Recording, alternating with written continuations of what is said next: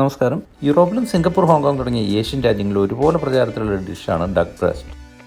വലിയ മസാലയിലേക്ക് എല്ലാവർക്കും സ്വാഗതം. ഞാനിവിടെ സൂപ്പർ ഈസി ആയിട്ട് ഡക്ക് ബ്രസ്റ്റിൻ്റെ റെസിപ്പി കാണിക്കുകയാണ്. അതിന് ഒരു ഇൻഗ്രീഡിയൻസും വേണ്ട, ആകെ വേണ്ടത് നമുക്ക് ഉപ്പും കുരുമുളകും മാത്രം.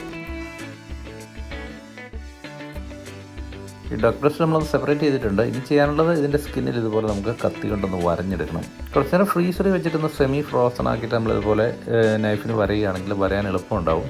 ഇത് ഞാൻ ഫ്രീസ് ചെയ്തിട്ടില്ല, അതുകൊണ്ട് കുറച്ചൊന്ന് സ്ട്രഗിൾ ചെയ്തിട്ടാണ് വരയുന്നത്.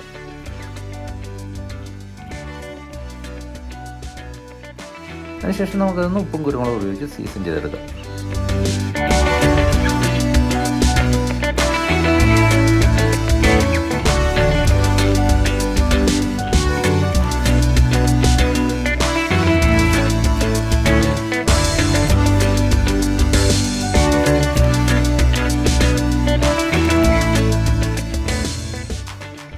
നമ്മൾ ഈ ഡക്ക് ബ്രസ്റ്റിൻ്റെ കുക്കിംഗ് സ്റ്റാർട്ട് ചെയ്യുന്നത് ചൂടാക്കിയ പാനിൽ വെച്ചല്ല, തണുത്ത പാനിൽ വെച്ച് തീ കത്തിച്ച് തീ കുറേശ്ശെ കൂട്ടി വെച്ച് മെല്ലെയാണ് കുക്ക് ചെയ്ത് തുടങ്ങേണ്ടത്. പിന്നെ ഇതിൻ്റെ ഫാറ്റ് സൈഡ് ഡൗൺ ആയിട്ടാണ് നമ്മൾ കുക്ക് ചെയ്ത് തുടങ്ങേണ്ടത്.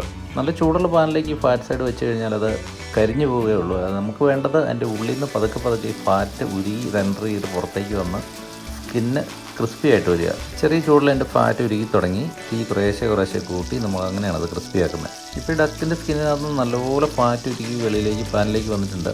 നമുക്കിത് തിരിച്ചിടാൻ സമയമായി. നമ്മൾ കുക്ക് ചെയ്യുന്നത് ഡക്കിൻ്റെ തിക്നെസ്സിനനുസരിച്ചാണ്. നല്ല തിക്കായിട്ടുള്ള ഡക്കായിരുന്നു. ഈ ഫാറ്റ് സൈഡ് നമ്മളിവിടെ ഒരു 5 മിനിറ്റ് കുക്ക് ചെയ്തിട്ടുണ്ട്. ഇനി തിരിച്ചിട്ടൊരു 3 മിനിറ്റ് കൂടെ കുക്ക് ചെയ്ത് കഴിഞ്ഞാൽ ഡക്ക് ബ്രസ്റ്റ് ഫ്രൈ ആയി കിട്ടും.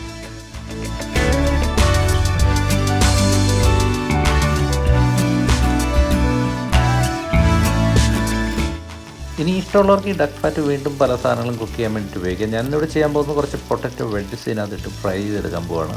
ഇഷ്ടമുള്ളവർക്ക് ട്രൈ ചെയ്യാൻ നല്ല അടിപൊളി ടേസ്റ്റ് ആയിരിക്കും.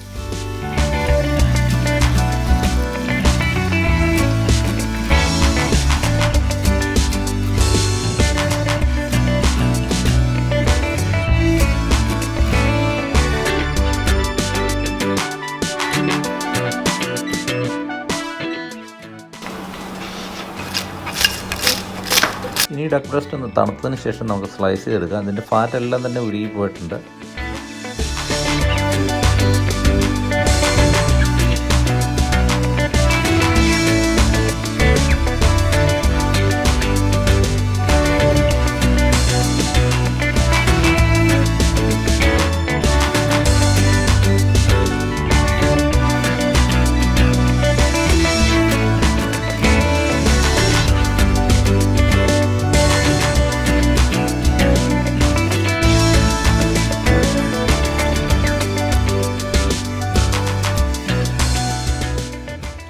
Delicious and yummy.